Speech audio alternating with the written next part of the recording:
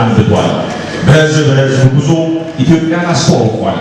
ለህዝብ ድምፅ ሆኖ የሰደፍ ጡንቻን ቀምሷል። መንግስትን አሾመርከ ተብሎ በአደባባይ እጁን ወደ ላይ ሰቅሎ በአደባባይ እንዲዞር ተደርጓል። እስርንም ደጋግሞ ቀምሶታል።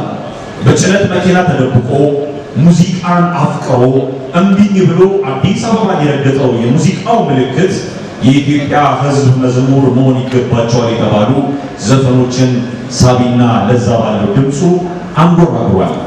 በህይወቱ ብዙ ውጣ ውረዶችን ያሳለፈውና ስለ ሀገር ፍቅር እየኖረው ለሙያው ሰንደቅ መሆን የቻለው ለህዝብና ለሙያው ፍጹም ታማኝ የነበረው የክብር ዶክተር ጥላሁን ገሰሰ ከላይ ባነሳነው በስለት የመወጋት አደጋ በኋላ ጤናው አስተማማኝ ያልሆነ ንግስናውን በጫነበትና አንቱታን ባገኘበት መድረክ ላይ መቆም የማይታሰብ ሆነ።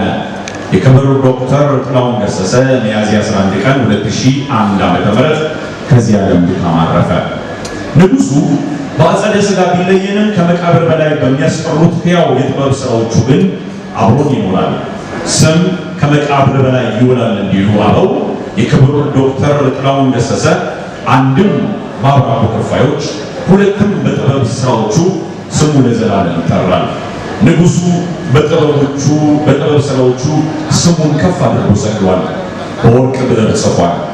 የክብር ዶክተር ጥላሁን ገሰሰ ዛሬ በሕይወት ቢኖር ኖሮ 85ኛ ዓመት የልደት በዓሉን ያከብር ነበር።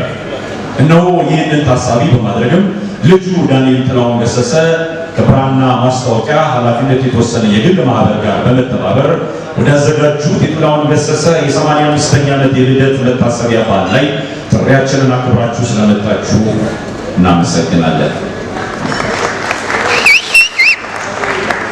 ምስጋናችንን ከተቀበላችሁ ዘንዳ ሁላችንም ወይም ሁላችሁም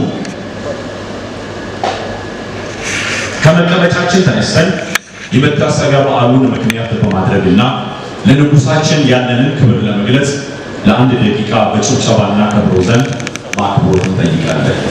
አንብቷል። በህዝብ ጉዞ ኢትዮጵያን አስተዋውቋል። ለህዝብ ድምፅ ሆኖ የሰደፍ ጡንቻን ቀምሷል። መንግስትን አሾመርከ ተብሎ በአደባባይ እጁን ወደ ላይ ሰቅሎ በአደባባይ እንዲዞር ተደርጓል። እስርንም ደጋግሞ ቀምሶታል።